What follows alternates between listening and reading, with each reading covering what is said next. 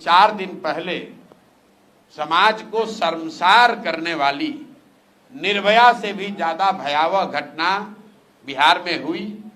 वो बच्ची मुजफ्फरपुर में 4 दिन तक उसका इलाज होता रहा। वहां जब वो स्थिति बिगड़ गई तो उसको पटना भेजा गया। और जो मीडिया के साथी या समाज में जो चर्चा चल रही है, लोग बता रहे हैं कि 7 से 8 घंटे तक पीएमसीएच के बाहर कंपाउंड में बच्ची एम्बुलेंस में तड़पती रही, उसको एडमिशन नहीं मिला। और बिहार के हम सारे लोग, यहाँ के नेता, यहाँ के अधिकारी, हम लोग को इस ग्लानि होनी चाहिए, शर्म होना चाहिए। इनके आंख में कोई लज्जा नहीं है, शर्म नहीं है।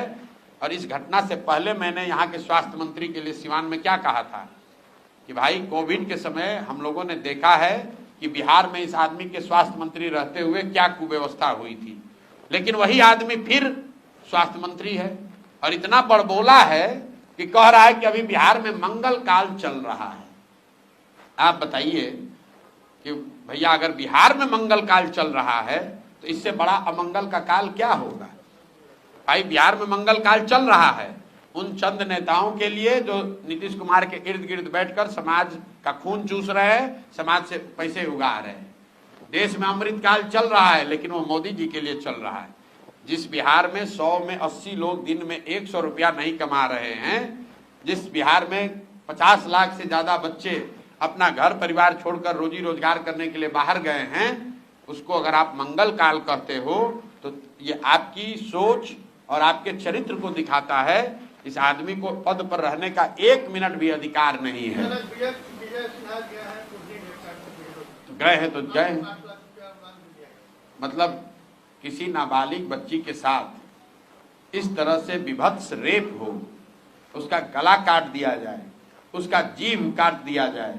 वो बच्ची खेत से रेंगते हुए बाहर निकली है किसी भी तरीके से, उसको 4 दिन तक वहां मुजफ्फरपुर के मेडिकल कॉलेज में रखा गया, उसको सही चिकित्सकीय सुविधा नहीं मिली। उस बच्ची का फादर नहीं है, उसके 2 छोटे भाई हैं।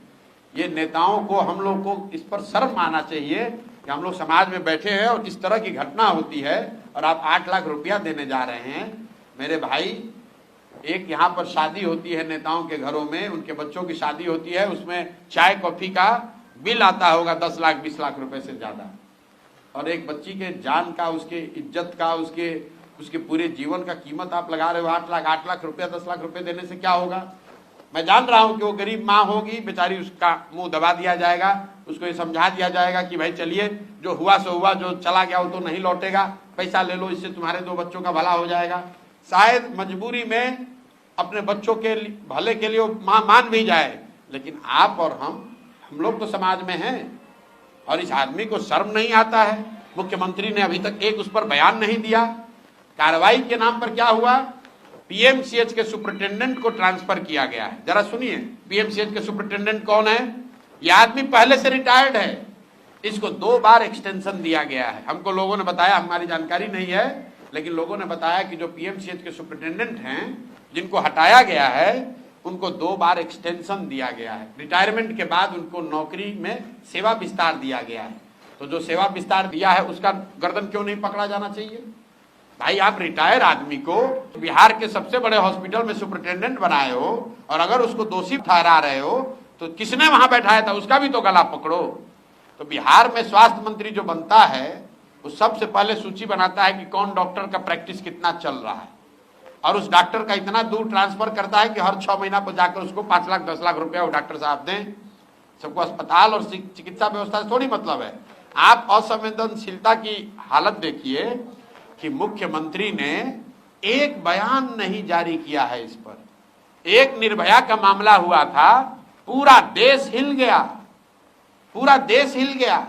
उससे भयावह घटना बिहार में हुई है और कोई उस पर संज्ञान लेने वाला नहीं है। पीएमसीएच के सुपरिटेंडेंट को हटा दिए, बस बात हो गई।